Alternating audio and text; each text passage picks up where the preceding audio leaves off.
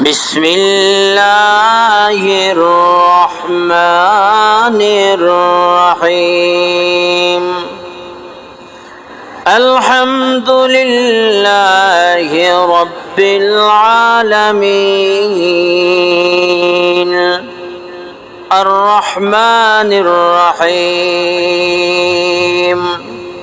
مالك يوم الدين إياك نعبد وإياك نستعين اهدنا الصراط المستقيم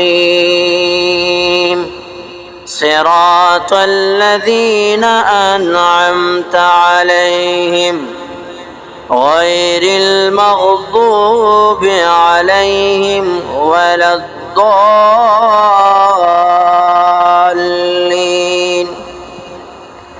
آمين.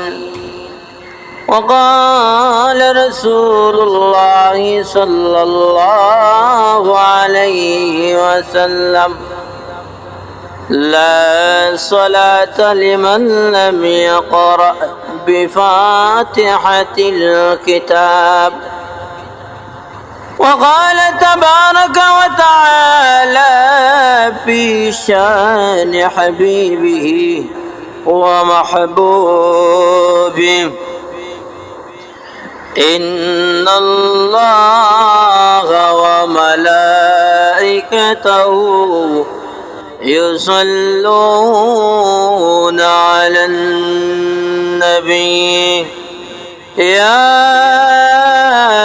أيها الذين آمنوا صلوا عليه وسلموا تسليما. اللهم صل على سيدنا مولانا محمد وعلى آل سيدنا مولانا محمد. اللهم صل على سيدنا مولانا محمد وعلى آل سيدنا مولانا محمد. أمراض بابك نبي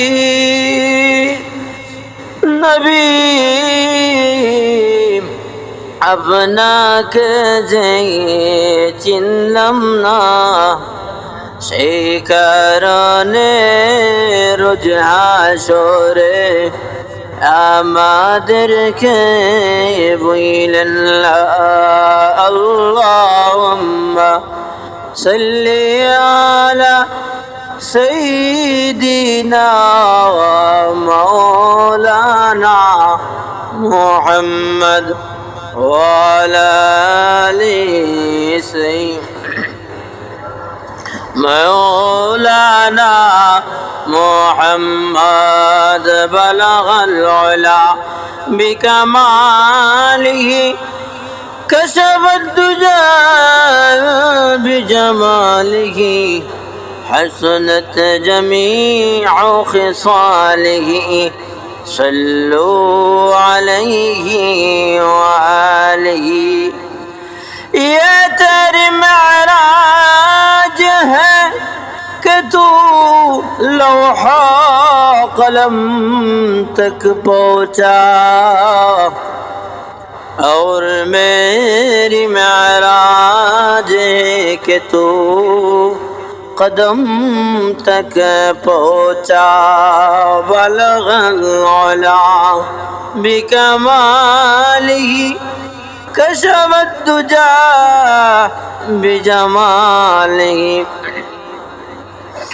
حسنت جميع خصاله صلوا عليه وآله لا إله إلا الله لا إله إلا الله لا إله إلا الله لا إله إلا الله سبحان الله والحمد لله لا إله إلا الله لا إله إلا الله لا إله إلا الله আসমানের মালিক যেই আল্লাহ জমিনের মালিক সেই আল্লাহ আসমানের মালিক যেই আল্লাহ জমিনের মালিক সেই আল্লাহ আমরা সবাই গায়রুল্লাহ মাবুদ শুধু এক আল্লাহ লা ইলাহা ইল্লাল্লাহ লা ইলাহা ইল্লাল্লাহ লা ইলাহা ইল্লাল্লাহ লা ইলাহা ইল্লাল্লাহ হাসবি রাব্বি জাল্লাল্লাহ মা ফি কলবি গায়রুল্লাহ নূর মুহাম্মদ সাল্লাল্লাহু লা ইলাহা ইল্লাল্লাহ লা ইলাহা লা ইলাহা ইল্লাল্লাহ আল্লাহু আল্লাহ আল্লাহু আল্লাহ আল্লাহু আল্লাহ আল্লাহু আল্লাহ আল্লাহ তোমার এই ধরার মাঝে কত জানা অজানা সৃষ্টি আছে আল্লাহ তোমার এই ধরার মাঝে কত জানা অজানা সৃষ্টি আছে কেউ নেই তোমার ওই নাম জানে না তোমার নামের তসবিহ জপে না আল্লাহ আল্লাহ আল্লাহ আল্লাহ আল্লাহ আল্লাহ আল্লাহ আল্লাহ আল্লাহ আল্লাহ আল্লাহ আল্লাহ আল্লাহ আল্লাহ সাগরের লোনা জলের তল তলে ওই চিত্র কত প্রাণীরা চলে সাগরের লোনা জলের তল তলে ওই চিত্র কত প্রাণীরা চলে তারাও তোমার নামে গায় সদা গান কেউ নেই তোমার তসবিহ জপে না আল্লাহ আল্লাহ আল্লাহ আল্লাহ আল্লাহ আল্লাহ আল্লাহ আল্লাহ আল্লাহ আল্লাহ আল্লাহ আল্লাহ আল্লাহ আল্লাহ লা ইলাহা ইল্লাল্লাহ মুহাম্মাদুর রাসূলুল্লাহ সাল্লাল্লাহু আলাইহি ওয়াসাল্লাম আলহামদুলিল্লাহ আল্লাহ পাকে পরবর্তীকারে আলমের দরবারে আমরা হাজারো কোটি শুকরিয়া আদায় করতেছি মহান আল্লাহ রাব্বুল আলামিনে আমাদেরকে যে সাপ্তাহিক ঈদের দিনে জুমার নামাজ পড়ার উদ্দেশ্যে আল্লাহর ঘর মসজিদে সবাইকে একত্র করার সর্বপ্রথম আসার বসার এবং আমি গুনাহগারকে কিছু দিনই কথাবার্তা বলার এবং নেককার বান্দা আপনারা সবাইকে যে শোনার তৌফিক দান করেছেন এজন্য আমরা সবাই একবার অন্তর থেকে শুকরিয়া আদায় করি বলি আলহামদুলিল্লাহ। আমরা যে এই যে আলহামদুলিল্লাহ সুবহানাল্লাহ এগুলা বলে আমরা তসবিহগুলা প্রায় সময় আমরা বলি কোনো আশ্চর্যবোধক জিনিস দেখলে আল্লাহ মহান আল্লাহর কোনো কুদরত দেখলে সুবহানাল্লাহ আলহামদুলিল্লাহ বলি। আসলে কি আমরা জানি এই সুবহানাল্লাহ বললে কতটুকু সওয়াব হয়, আলহামদুলিল্লাহর দ্বারা কি কতটুকু সওয়াব হয় আমরা কি জানি? আমরা জানলেও ভুলে যাই। এই যে একবার মাত্র সুবহানাল্লাহ বললাম, আল্লাহ পাক রব্বুল আলামিনে আমাদেরকে এই সুবহানাল্লাহ বলার বদৌলতে আসমান এবং জমিনের উপরে, আসমানের নিচে জমিনের উপরে যতটুকু খালি জায়গা আছে এই সব জায়গাটুকু একবার ইয়াকিনের সাথে সুবহানাল্লাহ বলার মাধ্যমে আল্লাহ তাআলা এইগুলা এই পৃথিবীকে আমার নামায় আমলের সওয়াব দ্বারা পরিপূর্ণ করে দেন। সুবহানাল্লাহ, আলহামদুলিল্লাহ, আল্লাহর প্রশংসা করি। এর মাধ্যমে আল্লাহর প্রশংসা করতেছি ইয়াকিন করে অন্তর থেকে, আল্লাহ কি, আল্লাহ কার প্রশংসা করতেছি, কে সেই আল্লাহ, এগুলো একটু ভেবে চিন্তা করে যদি কেউ অন্তর থেকে বলে আলহামদুলিল্লাহ, আল্লাহ পাক রব্বুল আলামিন এই আলহামদুলিল্লাহকে এতটুকু কবুল করেন, হতে পারে কাল কিয়ামতের কঠিন ময়দানে আল্লাহ পাক রব্বুল আলামিন এই আপনার খালিস দিলে একবার সুবহানাল্লাহ আর আলহামদুলিল্লাহ বলার বদৌলতে আপনাকে জান্নাত দিতে পারেন।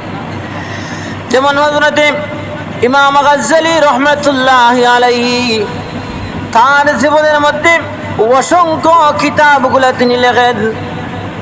ওনার যতটুকু বয়স হয়েছে বয়সের চাইতেও বেশি কিতাব তিনি লিখেছেন। ইমাম গাজ্জালী রাহমাতুল্লাহি আলাইহি যখন ইন্তেকালের পূর্ব মুহূর্ত হয়ে গেল, জীবনের শেষ মুহূর্তে ইমাম গাজ্জালী রাহমাতুল্লাহি আলাইহি কিতাব লিখতেছেন। কিতাব লেখার সময় কলমের ডগার মধ্যে, অর্থাৎ ওই যুগের কলম ছিল দোয়াত কলম, দোয়াতে কলমটা দোয়াতের মধ্যে কালির মধ্যে লাগাইতে হয়। কালির মধ্যে লাগানোর পরে দেখবেন কলমের আগার মধ্যে কিছু পানি জমে যায়, অর্থাৎ দোয়াতের যে কালি এগুলা পানি দ্বারা তৈরি করা হয় রং দিয়ে। দোয়াতের সেই কলমের ঢোকার মধ্যে কিছু পানি জমে গেল, আর ওই পানির ফুটার মধ্যে একটা মাছি চলে আসলো। মাছি উড়াল দিয়ে বসলো। মাছিটা এখানে বসে বসে ওই খালিটুকু পানি মনে করে খাইতেছে। ইমাম গাজ্জালী রাহমাতুল্লাহি আলাইহি বলেন, আমি তখন লিখতে শুরু করতাম, যখন দেখি কলমের ডগার মধ্যে একটা আল্লাহর মখলুকাতের মধ্য থেকে একটা মখলুকাত মাছি বসে পানি খাইতেছে, আমি কিছুক্ষণ না লেখে কিছু সময় আমি অপেক্ষা করলাম। ওই প্রাণীকে, মাছিকে আমি এই খালিটুকু অর্থাৎ পানিটুকু আমি খেতে দিলাম। আমি একটা ইয়াকিনের সহিত খালিস দিলে এটা আল্লাহর এক মখলুকাত, আল্লাহর মখলুক তার রিজিক তালাশের জন্য আমার কলমে ঢোকায় বইছে, সে পানি পান করবে। আল্লাহর মখলুককে আমি তার রিজিক উপার্জন, রিজিক খাওয়ার বেলায় তাকে আমি সুযোগ করে দিয়েছিলাম খালিস নিয়তে। ইমাম গাজ্জালী রাহমাতুল্লাহি আলাইহি যখন ইন্তেকাল করেন, স্বপ্ন যুগে ওনার খাদিম ওনার সাথে দেখা সাক্ষাৎ করলেন। দেখা সাক্ষাতের পরে খাদিম জিজ্ঞাসা করলেন, ও গো আল্লাহর ওলি, আপনার জীবনে অনেক আমল করেছেন, নেক আমল করেছেন, অসংখ্য কিতাবগুলা লিখে গিয়েছেন উম্মতের ফায়দার জন্য, আপনি তো অনেক ভালো কাজ করলেন, বলুন তো আপনি ভালো কাজ করার বদৌলতে আল্লাহ পাক রব্বুল আলামিন আপনার সাথে কি ব্যবহার করলেন, কি সুব্যবহার করলেন, আপনাকে কতটুকু মর্যাদা সম্পন্ন জান্নাত আপনাকে দান করলেন। ইমাম গাজ্জালী বলেন, ও আমার খাদিম, শুনে রাখো, আমার আমলের বদৌলতে আমি জান্নাত লাভ করি নাই। হ্যাঁ, আমার আল্লাহ আমার সাথে ভালো ব্যবহার করেছেন ফেরেশতাদেরকে দিয়ে, কিন্তু শুনে রাখো আমার জীবনের সব আমলগুলা একদিকে যদি রাখা হয়, আর ওই দিনের আমল, অর্থাৎ যেই দিন আমি একটি কিতাব লিখতেছিলাম, হঠাৎ করে একটা মাছি আমার কলমের ডগার মধ্যে বসলো। কলমের খালিটুকু ওই মাছিকে পান করতে দিয়েছিলাম, সেটা একেবারে খালিস নিয়তে ছিল, না কোনো মানুষকে দেখানো ছিল, না কোনো এখানে আমার হিংসা প্রতিহিংসা বা কোনো রিয়া ছিল, কোনো কিছু ছিল না, একমাত্র খালিস নিয়তে আমি মাছিকে পানি পান করাইছিলাম। মাছির দোয়ার কারণে, আল্লাহ পাকের একটা মখলুকাতের রিজিক জুটিয়ে দেওয়ার কারণে, তার দোয়ার কারণে আমার আল্লাহ রব্বুল আলামিন আমাকে মাফ করে দিয়েছেন আর তার দোয়াকে কবুল করেছেন। আমার এই আমলকে আমার আল্লাহ রব্বুল আলামিন এত উত্তম রূপে কবুল করে দিয়েছেন। আল্লাহ এতটুকু খুশি হয়েছেন যে মাছিকে পানি পান করানোর কারণে আমি গাজ্জালীকে আল্লাহ রব্বুল আলামিন মাফ করে দিয়েছেন। এই যে ঘটনাটা বললাম, ঘটনা বলার মর্ম হলো, সারমর্ম হলো, আমরা যদি একেবারে খালিস নিয়তে একবার সুবহানাল্লাহ আলহামদুলিল্লাহ দিল থেকে বলি, একবারে খালিস নিয়তে মাখলিস নিয়তে যদি আমরা নামাজের উদ্দেশ্যে আসি, এখানে কোনো মানুষ দেখানোর জন্য নয়, আমি এখানে গিয়ে কিছু আমাকে কেউ দেখবে, আমি বড় কেউ নামাজে আসছি, আমি কিছু দান করছি, আমি রোজা রাখতেছি, রোজা রাখা সেটা দেখানো যায় না, কিছু আবার দেখানো যায় সে বারবার থুতু ফেলিয়ে। যাই হোক, সেটা অন্য বিষয়। আমি জাকাত দিতেছি, এই ভালো কাজটা করতেছি, কেউ দেখক। এটা যদি দেখানোর নিয়ত হয়ে থাকে তাহলে মানুষ দেখানো হবে, আপনার আমল কবুল হবে না। কিন্তু যদি আপনার আমলটুকু শুধুমাত্র আল্লাহকে পাওয়ার জন্য খালিস নিয়তে হয়ে থাকে, আল্লাহর দরবার যদি কবুল হয়ে যায়, হতে পারে এই আমলটা আল্লাহ রাব্বুল আলামিন কিয়ামতের ময়দানে আপনাকে জান্নাত দেওয়ার জন্য কোনো যখন উসিলা খুঁজবেন তখন সেটাই হয়ে যাবে তো মুসিলা। এই জন্যে আমরা আলোচনার মাঝে মধ্যে আলহামদুলিল্লাহ, সুবহানাল্লাহ, নাউজুবিল্লাহ কোনো সময় বলতে হয়, এগুলা বলবো যেখানে যেটা প্রয়োজন। আসুন, এখানে আর ভূমিকা টেনে আমি লম্বা করতে চাই না, বেশি সময় হাতে নেই। আমি আলোচনা দিকে যাই। গত সপ্তাহের আলোচনা সূরাতুল ফাতিহার তাফসীরে ছিলাম। গত সপ্তাহে আলোচনা ছিল আলহামদুলিল্লাহ রাব্বিল আলামিন আর রহমানির রহিম মালিক ইয়াউমিদ্দিনের তাফসীর সংক্ষিপ্তভাবে করেছিলাম। আজকে আমি এই সংক্ষিপ্ত সময়ের মধ্যে ইনশাআল্লাহ পুরো সূরার আলোচনা শেষ করে দিব। আগামীতে এই সূরাতে আলোচনা করব না, ইনশাআল্লাহ অন্য বিষয়ে যাব। গত সপ্তাহে সূরা শানে নুজুল বলতেছিলাম, এখানেও আমি আটকে গিয়েছিলাম, পুরোপুরি বলা যায় নাই। শানে নুজুল, আল্লাহ রসুল যখন 40 বছর বয়সে তিনি পদার্পণ করেন, তখন ওনার উপরে যখন সূরাতুল আলাকের 5টি আয়াত নাজিল হলো, এরপর থেকে যেমন একটা আল্লাহ রসুলের কাছে একটা মজা লেগে রয়েছে, যেমন ভালো তরকারি দিয়ে ভাত খাইলে যেমন একটা মজা লেগে থাকে মুখের মধ্যে আরেক ওয়াক্ত খাবার পূর্ব পর্যন্ত, ঠিক তেমনি পরবর্তী আয়াত নাজিল হওয়া পর্যন্ত আল্লাহ রসুলের কাছে একটা কোরআনের একটা মজা লাগাইয়া রয়েছে। আল্লাহ রসুল একটা মজার মধ্যে আছেন আর নাজিল হচ্ছে না। এমত অবস্থায় আল্লাহ রসুল উনি শুনতে পান যখন একা থাকেন, কেউ যেন ডাকে ইয়া মুহাম্মদ, ইয়া মুহাম্মদ, কেউ যেন ডাকে মুহাম্মদ বলে। আল্লাহ রসুল সাল্লাল্লাহু আলাইহি সাল্লাম উনার স্ত্রী হযরত খাদিজা রাদিয়াল্লাহু তাআলা আনহুর কাছে ঘটনাটি বললেন।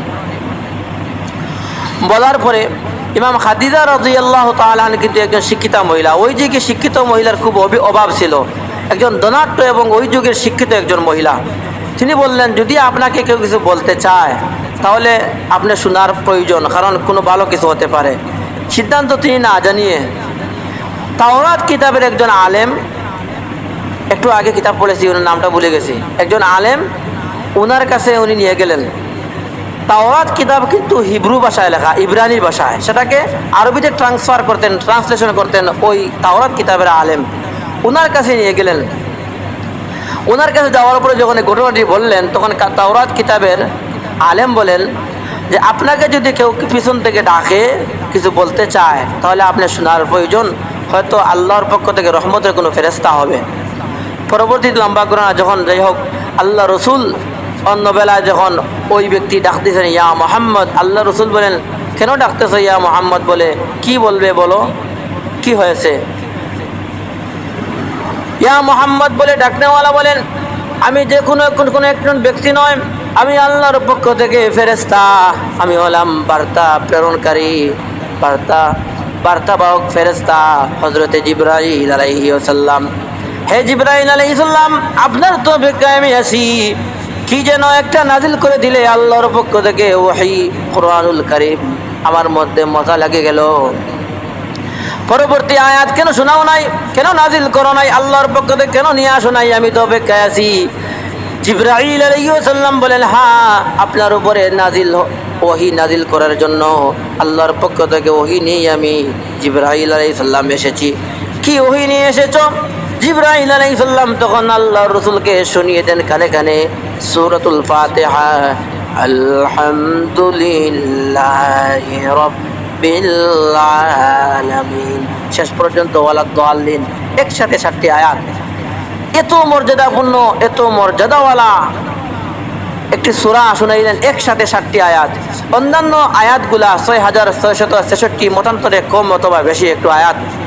এই আয়াতগুলা প্রয়োজন মোয়াফেক প্রেক্ষাপট বুঝে নাজিল হয়েছে, 1 আয়াত, 2 আয়াত, 5 আয়াত, 10 আয়াত, এক সূরা।